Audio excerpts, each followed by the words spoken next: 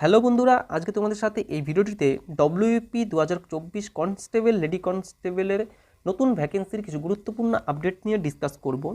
এখানে তোমাদেরকে জানাবো যে সিলেকশন প্রসেস কী কী থাকবে, পরীক্ষা কতই হবে, মেরিট লিস্ট কীভাবে হবে এবং মাঠের মেজারমেন্টের কোনো পরিবর্তন হলো কি না সেই বিষয় নিয়ে ডিসকাস করব। তো প্রথমে আসা যাক সিলেকশন প্রসেস কী হবে। সিলেকশন প্রসেস আগে যেরকম ছিল প্রিলি, তারপরে মাঠ, তারপরে মেন্স, তারপরে ইন্টারভিউ, তো সেই প্রসেসের সামান্য কিছু পরিবর্তন করা হয়েছে। পরিবর্তনটা হয়েছে এখন প্রথমে একটা এক্সাম হবে যেটা হবে 85 নম্বরের এক্সাম, এবং এই এক্সামের সিলেবাস আগে যা ছিল তাই থাকবে, শুধুমাত্র একটি এক্সাম, এবং এই এক্সামের ওপর ভিত্তি করে একটা লিস্ট বের করবে এবং সেখানে মাঠে ডাকা হবে। মাঠে ডাকার পর যারা পিএমটি পিইটিতে পাস করবে তাদেরকে আবার ইন্টারভিউতে ডাকা হবে এবং ইন্টারভিউ পর মেরিট লিস্ট প্রকাশ করে সেখান থেকে শর্ট লিস্ট করা হবে।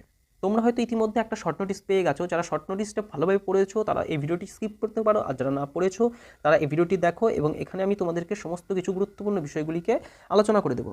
প্রথমে আসা যাক সিলেকশন প্রসেস। সিলেকশন প্রসেস এই শর্ট নোটিস অনুযায়ী তোমরা যদি নিচের দিকে যাও তাহলে এখানে সিলেকশন প্রসেস বলে দিয়েছে।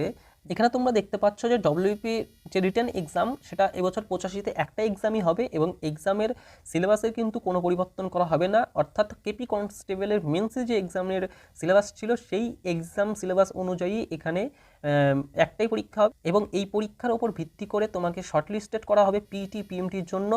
এবং পিএটি পিএমটিতে বিশেষ কোনোভাবে কোনো পরিবর্তন করা হয়নি। যেমন ছেলেদের ক্ষেত্রে 167 মিটার হাইট, চেস্ট 87 এবং ফুলিয়ার 83 আর ওয়েট 57 কেজি, এটা সেম রাখা হয়েছে।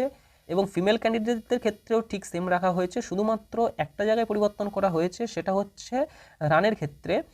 রানের ক্ষেত্রে ছেলেদের ক্ষেত্রে কোনো পরিবর্তন নেই, যা টাইম ছিল তাই টাইম, এবং যা ডিস্টেন্স ছিল সেটাও যাই আছে। কিন্তু ফিমেল ক্যান্ডিডেটদের ক্ষেত্রে ডিস্টেন্স একই রাখা হয়েছে, শুধু টাইমটাকে চেঞ্জ করা হয়েছে। টাইমটা লাস্ট লেডি কনস্টেবল এবং কলকাতা পুলিশের ফিমেলদের যে 4 মিনিট 30 সেকেন্ড দেওয়া হয়েছিল সেখানে সামান্য পরিবর্তন করে 4 মিনিট করা হয়েছে।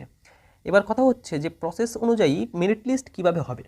দেখো, এখানে মেরিট লিস্ট একটাই যেহেতু পরীক্ষা হবে, এখানে মেরিট লিস্ট প্রথমে এই পরীক্ষার পরে একটা বের করা হবে, এবং সেখানে পিএমটি পিইটি জন্য টাকা হচ্ছে, এবং সেখান থেকে যতজন পাস করবে তাদেরকে ইন্টারভিউ নেওয়া হবে, এবং ইন্টারভিউয়ের পর আগের পরীক্ষা এবং ইন্টারভিউয়ের নাম্বার অ্যাড করে নতুন একটা ফ্রেশ লিস্ট বার করা হবে। সেই লিস্টটাই হবে ফাইনাল প্যানেল, এবং এখানে যারা সিলেকশন পাবে তারাই মূলত চাকরি পাবে। আর হ্যাঁ, রিজার্ভেশন প্রসেসের ক্ষেত্রে কিন্তু একটা পরিবর্তন করা হয়েছে। এখানে তোমরা যদি একটু নিচের দিকে আসো তাহলে এখানে দেখতে পারবে সিভিক ভলেন্টিয়ারদের জন্য 15%, সিভিক এবং ভিলেজ পুলিশদের জন্য 15% একটা সংরক্ষণ করা হয়েছে। আর মূলত কোনো জায়গায় কোনো পরিবর্তন করা হয়নি।